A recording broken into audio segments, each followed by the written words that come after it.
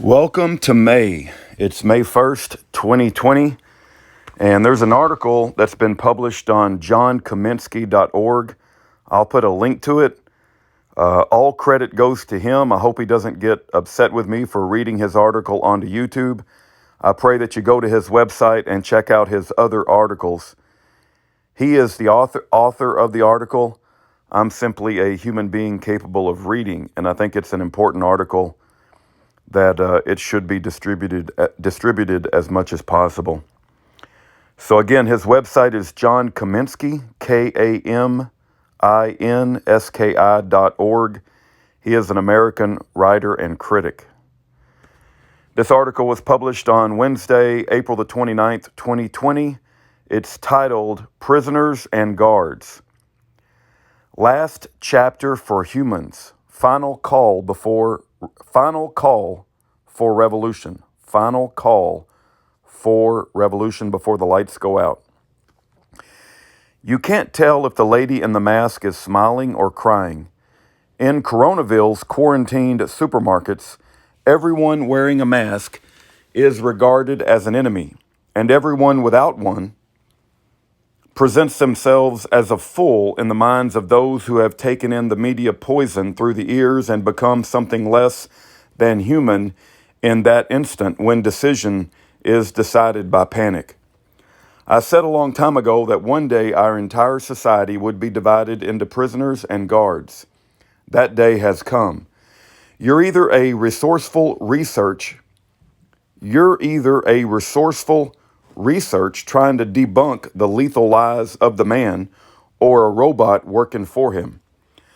Now that living a happy life seems to be completely out of the question, people who try to stay on the side of the government have become enemies of the rest of the people who are simply trying to stay alive. You see it in the nasty behavior of those frustrated souls who are hooked into the mainstream media fables and get irate when you suggest that the highest leaders of our country just might not be telling the truth. It doesn't matter if you point out the other numerous examples in the recent past where our leaders told us anything, sometimes even multiple versions of the same story, except the truth in life or death situations. There seems no way to predict who will contract the quarantine-based sudden elevation of no one to someone disease of this current pandemic season. This worldwide scourge is called airport security syndrome, when every punk west of East Cheesecake flaunts the insecurities of his powerless past by assiduously checking out the crotches of old ladies and little babies on the pretense of looking for bombs. And as these certifiable malignant narcissists become the sworn enemies of those Luddites among us who simply wish to continue the beautiful life which we had been comfortably living before we were so rudely interrupted by this totalitarian big pharma brain rape, both our individuality and our lives are being served with de facto notifications of our termination dates. Bulletin on Malignant Narcissist. Bill Gates is the J.P. Morgan of his time.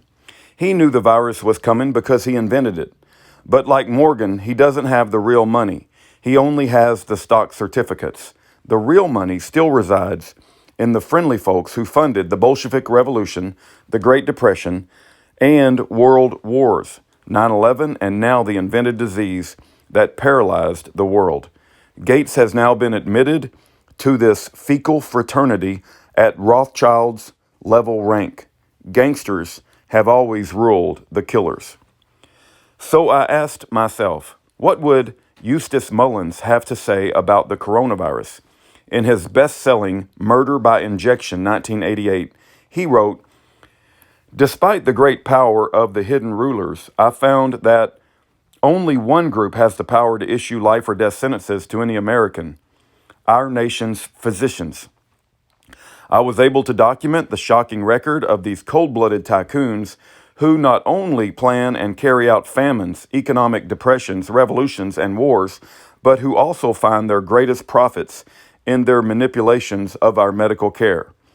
Their most constantly used weapon against us is their employment of federal agents and federal agencies to carry out their intrigues. The proof of this operation may be the most disturbing revelation of my work. What does COVID 19 stand for? Certificate of Vaccination, ID 2019. Do you have the presence of mind to understand what this means? And more importantly, can you explain its significance to anyone? Can you explain its significance to someone else who desperately needs to understand it? Understand this media mind invasion. Everything will be fine if we all just get our vaccinations. Please observe the teeth in the smile. This is a real-life Twilight Zone episode materializing at this moment in time.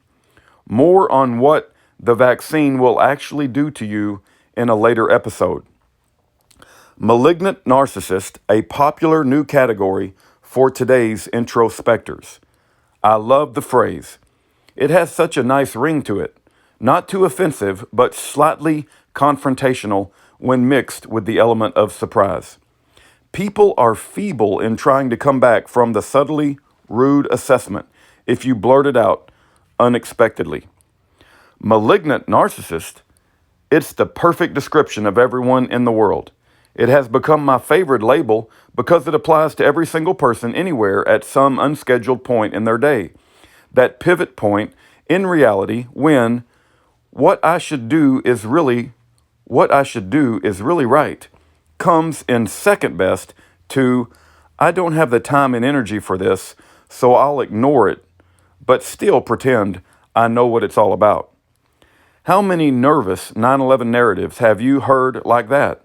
Or how many explanations of this CIA-19 pandemic can you imagine being said by people like this, many of whom directing traffic inevitably send you in a direction you don't want to go, which is what is happening to society.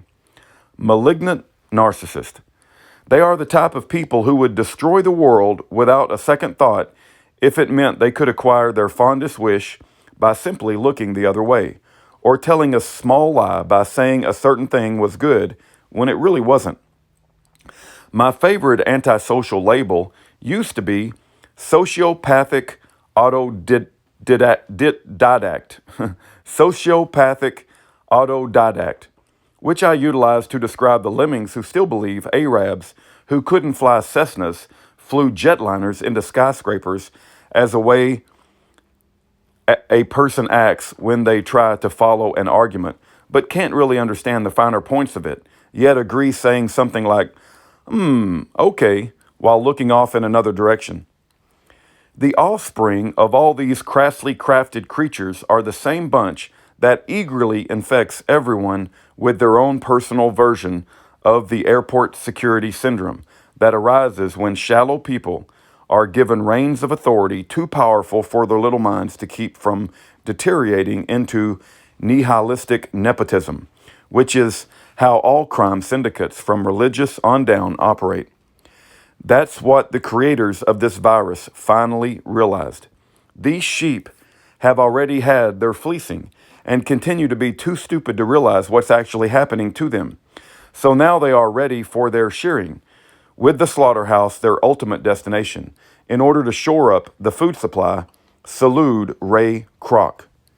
How the jaded politicians must glow with glee at the thought that Bill Gates is providing more flesh for this faggot's feast, and also that Mr. Microsoft has a vaccine ready to give his government lockdown captive audience that will guarantee an unbreakable connection with the central source who forevermore will dictate our new schedules as obedient and grateful citizens. After all, isn't this what the Ouroboros really means? That snake eating its own tail? And now it has come to pass. We'll be eating our own species in front of the big screen TVs at the FEMA camps. Not for very long, though, but mostly this message applies only to malignant narcissists who wind up destroyed by their own thoughts, but also for Democratic Party hopefuls now that they have gone full communist on us. I guess their plan is that we will just consume ourselves, which, by the way, we seem to be doing. Sociopathic autodidacts wound up in this position long ago and are being swept toward the waterfall without a clue as to their own necrotic mental condition. This conclusion is why the new deep state has decided to put the hammer down in 2020. The population is helpless to prevent its lobotomization and standardization. The lockdown turns people into shadows of their former selves right before our eyes. They avert eye contact in embarrassment with their faces hidden by antiseptic masks. In a way, the lockdown has made everyone a criminal in the eyes of everyone else. A perfect tool if alienation of the population from each other is the goal. The rich use the power as a weapon to drag down the self-sufficient in order to make everyone the same level of slave. Increasing the poverty of the masses makes control easier when people never have adequate time to examine the forces that prevent their understanding. You can make good money as a guard, though. The diet of lies is not so good for your health. As a prisoner, the going is tough without ideal principles to support you. But even in the worst of it, at least you can look at your own soul without retching and still fondly remember that hallowed time in history when at least you thought you were making your own decisions. Because now we know for sure that we are not. Today, all the communication platforms are ruling that any talk of spirit, soul, or consciousness in the same story is evidence of fake news. That the majority of people in the world accept these false editorial judgments as correct is clear evidence that our future will be a lot darker than we had already surmised. All right, that's an article called Prisoners and Guards by John Kaminsky. I don't know that much about John Kaminsky. I've only exchanged an email with him one time, and he sent me one sentence. And he just said, "Hey, Rudy, we are all political prisoners now." And that was so profound that I checked out his website, and he's got quite interesting articles. I suggest you check it out, and I'll put a link to Prisoners and Guards in this video. You guys have a great day.